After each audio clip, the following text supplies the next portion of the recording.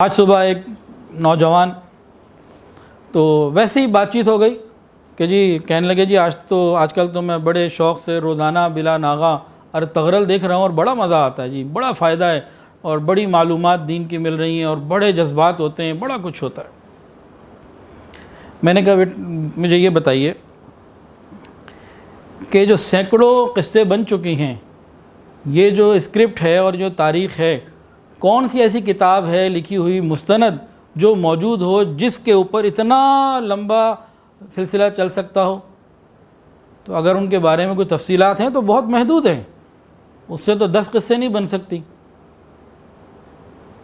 تو کہنے لگے وہ تو پھر انہوں نے بنائی ہے نا، انہوں نے اپنا کاروبار بھی تو کرنا ہے، پیسے بھی تو کمانے ہیں اور لوگوں کو بھی تو لینا ہے، تو اس کے معنی اس کا مطلب جھوٹ ہو گیا۔ کیا جھوٹ سے ایمان بنتا ہے؟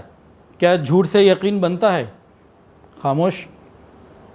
پھر دوسرا سوال میں نے کہا یہ بتائیے، آپ کہہ رہے ہیں اس سے دین ایمان کے جذبے بڑھ رہے ہیں اور خوب ایمانی قوت بڑھ رہی ہے، کیا آپ نے فجر کی نماز شروع کر دی؟ اچھا آپ اپنے آپ کو چھوڑیے، کیا آپ کے علم میں کوئی ایسا ہے جس نے اس ڈرامے کو بڑے شوق سے پابندی سے دیکھا ہو، وہ نمازی بن گیا ہو یا ماں باپ کا فرما بردار بن گیا ہو یا اس کے دل کے اندر دین کا کوئی جذبہ پیدا ہو گیا ہو، پڑوسی بھوکا ہو اس کی کوئی مدد کر دی ہو، اس نے کوئی خیر میں آگے بڑھ گیا ہو، کوئی ایسا ہے؟ تو پھر خاموش۔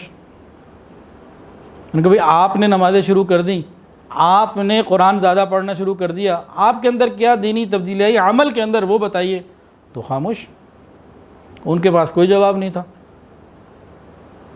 میں نے کہا جی آپ یہ تو نہیں بتا رہے، لیکن میں نے یہ سنا ہے، دیکھا تو نہیں ابھی تک یہ الحمدللہ، لیکن میں نے یہ سنا ہے کہ رمضان میں لوگوں نے تراویح اور عشاء کی نماز چھوڑی اس ڈرامے کو دیکھنے کے لیے، اللہ کے حکم کو اور فرض کو چھوڑ دیا، اور رمضان کے مہینے میں طاق راتوں کے اندر بھی وہ یہ دیکھتے رہے حکم ربی کو چھوڑ کر۔ تو آپ کس بات سے دلیل دیتے ہیں؟ خیر وہ نہ مانے، نہ انہوں نے ماننا تھا، نہ رکے، اور انجام ابھی بھی یہی ہونا ہے۔ مجھے وہ خوب کہتے رہے کہ جی آج جو ہے نا، میں نے کہا اچھا میرا آج بیان ہے اور یہ یوم السبت کی میں نے آج تیاری کی ہے، انہوں نے بھی اس طرح کے جو ہے نا وہ ہیلے بہانے نکالے تھے، تو یہ شاید اسی کے ساتھ کوئی مشابہت رکھتا ہے، تو آج میں بات کروں گا۔ پھر آخر تک مجھے کہتے رہے جی آپ نے اس کے حق میں بات کرنی ہے۔ میں نے کہا میں حق بات کروں گا، اس کے حق میں بات نہیں کروں گا، میں حق بات کروں گا۔ اور میں نے کہا جی میں کروں یا نہ کروں، جو دیکھ رہا ہے اس نے دیکھنا ہی دیکھنا ہے، اس نے کہاں چھوڑنا ہے۔